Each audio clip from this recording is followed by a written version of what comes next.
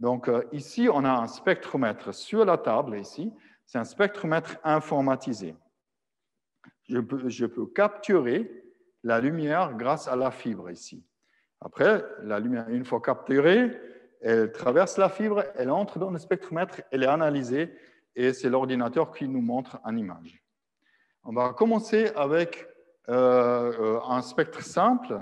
C'est le spectre d'une ampoule. Ici, j'ai une ampoule que je peux régler. Quand j'ai peu de courant, l'ampoule elle est plutôt rouge, orange.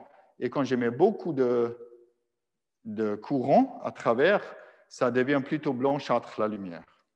Mais maintenant, mesurons les spectres qui sont associés à ça. Je vais donc éteindre la lumière et on va, avec la caméra, aller sur l'écran, là en haut, et je vais vous dire ce que je suis en train de mesurer. Alors, maintenant, je vais prendre la fibre, je vais l'approcher de l'ampoule. Et là, j'ai un joli spectre. Le spectre, là, il a un pic. Il a un pic autour de 700 nanomètres. Ça, c'est pour la lumière orange-rouge. Et maintenant, je vais envoyer plus de courant dans l'ampoule.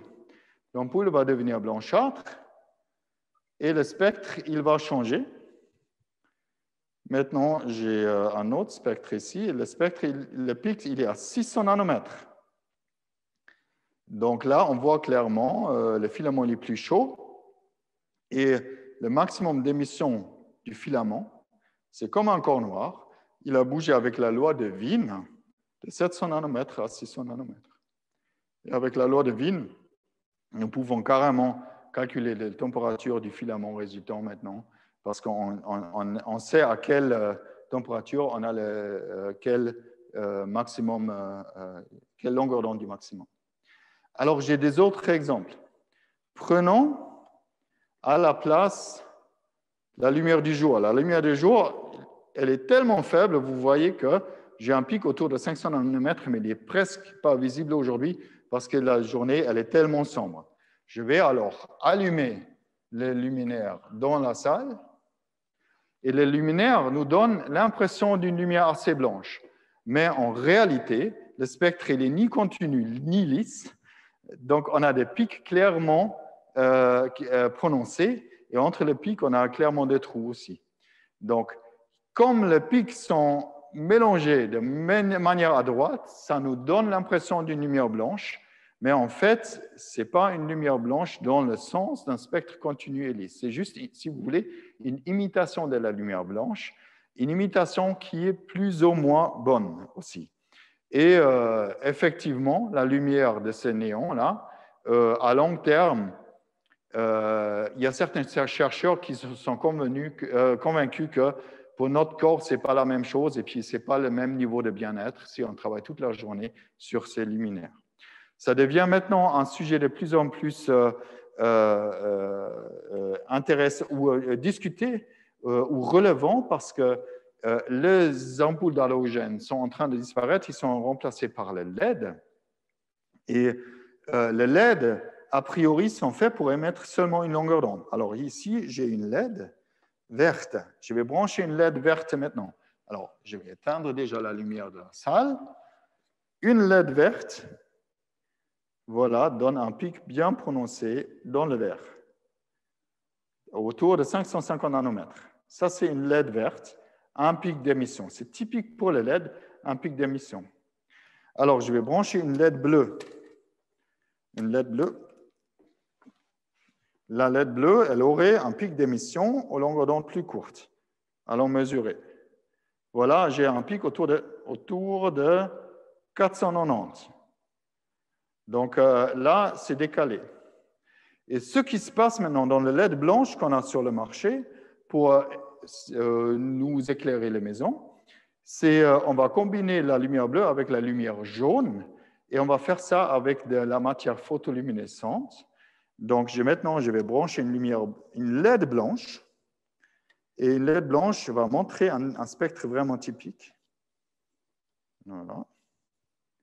Donc, vous avez un pic dans le bleu et vous avez un pic très large, comme une patate, hein, Donc, un pic, une patate. Une patate dans le jaune, un pic dans le bleu. Les deux mélangés vont donner l'impression d'une lumière blanche, mais en fait, la forme du spectre, elle est clairement différente.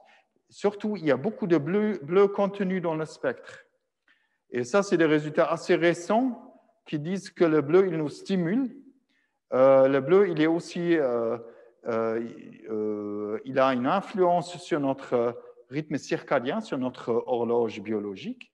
Et c'est pas tout à fait la même chose. Si on lit le soir à la lumière de LED très, très blanche, avec une forte contenu de lumière bleue, donc peut-être on aura du mal à dormir.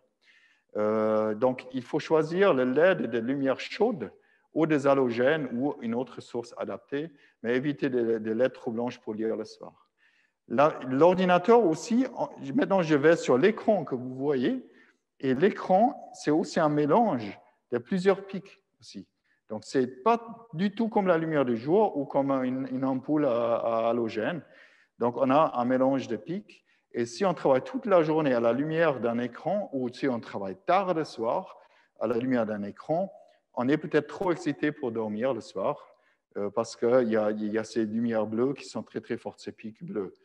Et aujourd'hui, il y a même de software qui corrige ça, qui nous donne une lumière un peu plus chaleureuse et chaude, donc un peu plus orange le soir sur les écrans, pour éviter qu'on a du mal à dormir le soir.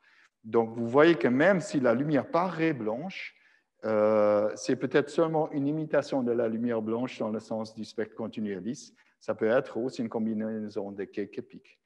Et les écrans jouent sur ces pics pour créer toutes les couleurs. On peut revenir maintenant avec la caméra. Donc, c'est parce qu'on a ces trois pigments organiques dans nos yeux, on arrive à les stimuler et c'est comme ça marchent les écrans cathodiques. On va stimuler les trois capteurs bio qui donnent des signaux bioélectriques, les trois cônes.